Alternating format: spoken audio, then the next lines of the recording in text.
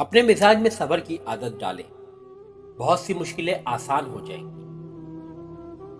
جن کا بھروسہ صرف اللہ پر ہو، ان کی منزل کامیابی ہے۔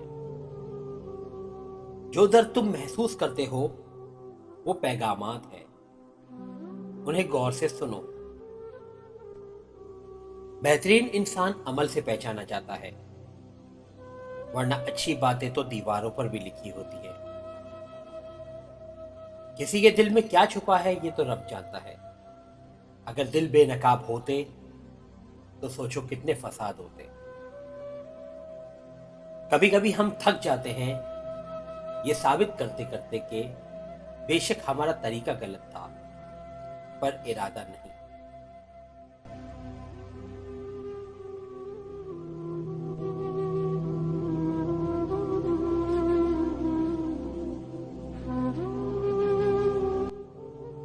دوستو، ویڈیو اگر پسند ہے تو لائک کر کے شیئر کریں، اور مزید ایسی ویڈیوز کے لیے ہمارے اس چینل کو سبسکرائب کریں۔ شکریہ۔